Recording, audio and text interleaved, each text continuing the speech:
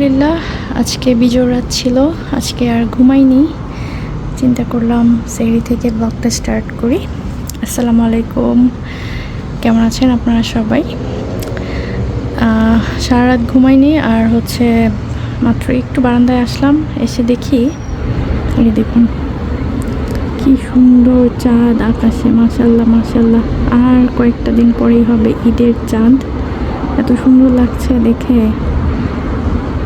Just আর 4টা দিন অথবা 5টা দিন, আজকে যেহেতু 25 রোজা, আর 4-5 দিন রোজাগুলো শেষ হয়ে যাচ্ছে, একটু ভালো লাগছে না। ঈদের খুশি আসলে এখন আর আগের মতো লাগে না, রোজা আসলেই অনেক বেশি খুশি লাগে। এই তো একদম ভোরবেলা আর সেহরির টাইমে আকাশে চাঁদ, খুবই ভালো লাগছে দেখে। আর আকাশ অনেক মেঘলা।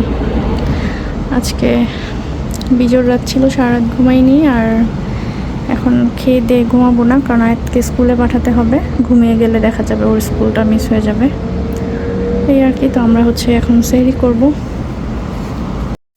সেহরিতে অনেক দিন হলো ভাত খাই না, আজকে ইচ্ছে করলো যে আজকে একটু ভাত খাবো। আমি চিকেন রান্না করেছিলাম, দেশি যে আলুটা সেটা দিয়ে একটু ঝোল ঝোল করেছিলাম। তো ভাবলাম যে এটা দিয়ে আজকে একটু ভাত খাই, কারণ এক এক দিন এক একটা তো ইফতারে খাই, আর সেহরিতে উঠে না ভাত খেতে ইচ্ছে করে না, কেন যেন গলা দিয়ে নামে না, এরকম আর কি। তো দুধ কলা ভাতটা খাওয়া হতো, বা অন্যান্য কিছু এরকম কিছু খেতাম, যাতে সারাদিন ক্ষুধাটা না লাগে আর অনেক এনার্জি পাই সারাদিন। তো আজকে মনে হলো যে না, অনেকদিন পরে একটু ভাত খাবো, খুব ভাত খেতে ইচ্ছে করছিল। কারণ আমরা তো বাঙালি, আমাদের যত কিছুই থাকুক না কেন, ভাতের ক্ষুধা এটা অন্য কোনো কিছু দিয়ে আসলে মেটে না, ভাত খেতেই হবে আর কি, এরকম আর কি অবস্থা। তো আলহামদুলিল্লাহ আমরা আমাদের সেহরিটা কমপ্লিট করছিলাম 25 রোজার। সাহারি করে সব কিছু গোছগাছ করলাম, তারপরে আয়াতের টিফিন বানাতে হবে, সেটাও প্রিপেয়ার করে ফেললাম একসাথেই, মানে কিচেনের কাজগুলো সব একসাথে করে ফেলেছি। আর যেহেতু সারা রাত ঘুমাইনি, খুব খারাপও লাগছিল, তো এই জন্য কিচেনের কাজগুলো যখন কিচেনে ঢুকেছি তখন ভাবলাম যে একবারে আয়াতের টিফিন সহ বানিয়ে তারপরেই বের হই, না হলে একদম অলসতা ধরে যাবে। আর আমি যদি ঘুমিয়ে যেতাম তাহলে আর আয়াতকে স্কুলে নেওয়া হতো না আর কি। অলরেডি কিন্তু রাস্তায় জ্যাম লেগে গিয়েছে। সাবুদানার ডেজার্ট করলাম আজকে, এটা খেতে যে কি মজা, মানে আজকে খুব বেশি একটা ঝামেলা করবো না ইফতারে, এটা করে ফেলেছি। এই যে জেলিগুলা দিয়েছি, খুবই মজা লাগে খেতে, জেলিগুলো থাকলে খুব বেশি মজা লাগে। এই যে পেটটাও ঠান্ডা থাকে, আর ইফতারে এরকম আসলে হেলদি কিছু থাকা উচিত, এই আর কি। সব মিক্স করে ফেলেছি, এখন একটু ফ্রিজে রেখে দিব, ঠান্ডাই আছে সব কিছু।